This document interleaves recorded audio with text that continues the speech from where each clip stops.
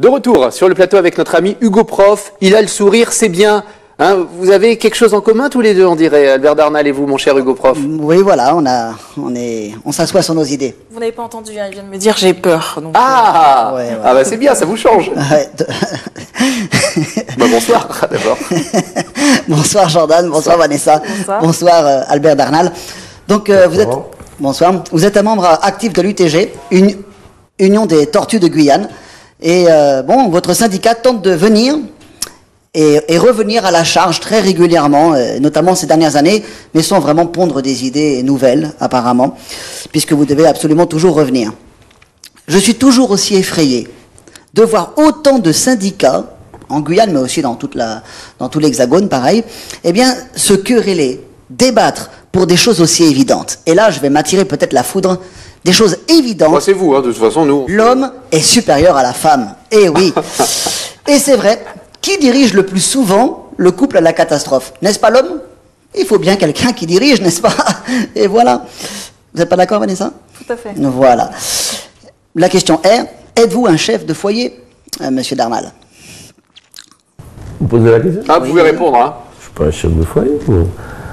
Pourquoi il y a des chefs de foyer? Des responsables. Moi, j'ai une compagne, une épouse, et puis nous partageons les décisions, nous partageons ce qu'on vient de faire pour permettre... Sinon, c'est sa femme à la maison qui fait grève, donc voilà, plus à manger, plus un certain nombre de choses. Pas du tout, je fais à manger, moi. Moi, je considère que la femme est l'égale de l'homme, et puis on a nos qualités. Voilà l'homme selon mon cœur. Non, mais laissez-le dire, laissez-le dire. Continuez, Hugo. Il m'a posé une question, il faut bien dire. Non, mais vous faites bien, mais la liberté. Beaucoup de gens ne lui répondent pas, ils ont raison. Dans beaucoup de faits divers, on s'aperçoit que les extrémistes portent une barbe et c'est souvent un signe de protestation, de rébellion ou simplement un simple hasard. Une mode horrible. Est-ce votre cas? Faites-vous partie de ce groupe qui fait partie de la rébellion et est-ce que ça se revendique par votre bouc? Non, c'est pour faire plaisir aux femmes. Ouais, c'est vrai, à quoi on doit ça, Albert Darnal, ce style? C'est vrai, c'est ça? D'accord, très bien. Je réponds, moi je vois pas en quoi ce serait un signe de rébellion. Ça me permet de réfléchir aussi quand je suis en réunion. Chez les Grecs, ça fait un peu satire, vous savez? Exact, un pharaon avait ça aussi. Oui, c'est ça. Ouais, c'était pas un rebelle. Non, il est mort dans la mer Rouge, mais bon, c'est pas grave. Ce soir, je vais me mettre à dos aussi tous les syndiqués. Bon, il y a quasiment toute la Guyane. Je trouve impensable et abominable que des employés prennent du temps sur les heures de travail pour aller débattre de choses et autres pour leur syndicat. Alors que certaines femmes n'ont même pas le droit de prendre du temps pour peut-être allaiter leurs enfants ou, quand on a des choses importantes, des choses administratives à faire, on ne peut même pas prendre du temps pour se libérer. Alors que les syndicats, ou les syndiqués plutôt, ont toujours le droit de prendre des heures pour aller boire un coup ou discuter de choses diverses. C'est une méconnaissance de la législation du travail. Oui, c'est dommage. Parce que les femmes ont le droit, sur leur temps de travail, d'allaiter leurs enfants. Ouais. Ah ouais?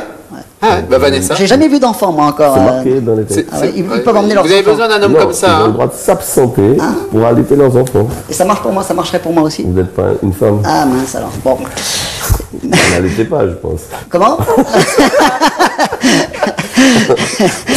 Sinon, ce serait grave. Non, mais il prend du poids, notre ami Hugo Prof. Il pourrait bientôt. Bon, ce qui me sidère. C'est passible de la correctionnelle, ça. Ce qui me sidère, c'est que. Exact. Ce qui me sidère, c'est que les membres de syndicats se pensent intouchables au travail. Ils le sont, c'est vrai, pour la plupart. On peut même presque jamais les virer. Heureusement, c'est vrai qu'on a la grippe, on a le paludisme et la crise économique qui, quelquefois, on peut s'en débarrasser grâce à ça, des syndiqués. C'est vrai, les syndicalistes aident parfois les travailleurs à revendiquer leurs droits. Mais elles empêchent bien trop souvent les entreprises de prendre des virages au sein de leur propre organisation. Et c'est pour ça que je vous aime pas. Bon, au moins c'est dit. Merci, mon cher c'est une façon de concevoir les choses. Hugo Prof. C'est sa version de toute façon. Nous, et en général, Vanessa et moi, on se désolidarise souvent des propos tenus par cet énergumène. Vous êtes seul de toute façon. Je fais grève seul. C'est ça. Merci Hugo Prof. Merci beaucoup. Je vous laisse partir en mandat. Hein? Merci. Voilà. Bon, nous on se retrouve dans quelques petites minutes, direction la météo des plages, météo des criques, et on sera sur la fin de cette émission. Allez.